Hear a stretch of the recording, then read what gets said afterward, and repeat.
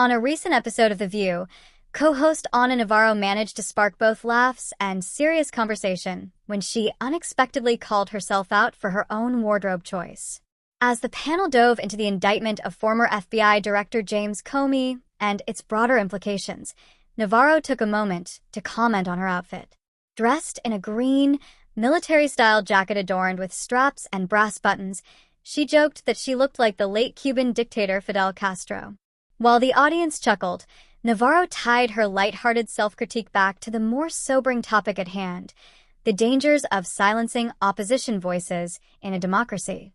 The panel's discussion began with Navarro highlighting Donald Trump's promises during his time in office, noting that he had claimed wars would end on his first day. She quickly pointed out that conflicts in Ukraine and Gaza continue, showing that those promises fell flat. Navarro also brought up the personal animosity she believes Trump holds toward Comey, despite the fact that many argue Comey's public comments about Hillary Clinton in 2016 helped tip the election in Trump's favor.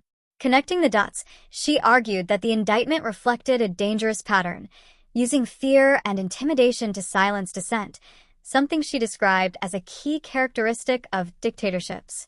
That was the moment Navarro acknowledged her Castro-like look, quipping that it was ironic to be warning against dictatorships while dressed like one.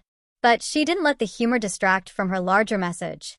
Navarro stressed that dictatorships don't just target people with large platforms. Eventually, they impact everyday citizens. She urged viewers to remember that their most powerful tool in protecting democracy is their vote.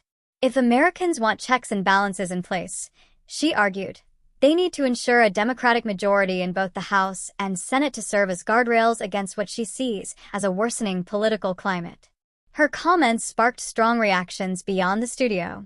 In fact, her recent criticisms of the government have already drawn sharp rebukes from the White House. Navarro has not held back in her critiques of Latino supporters of Trump, particularly in relation to controversial detention facilities like Florida's so-called Alligator Alcatraz. White House Representative Abigail Jackson fired back in a statement, dismissing Navarro's remarks as another example of Democratic surrogates attacking opponents instead of confronting what she described as the Democratic Party's declining approval among Americans.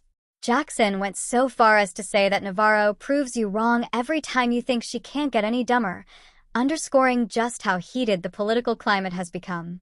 While Navarro's military-inspired fashion may have been a punchline, her underlying message was serious. She warned that the erosion of free expression and opposition voices is a slippery slope that can quickly spiral out of control. With tensions between political parties already at a high, her call to action for voters was clear: protect democracy by participating in it.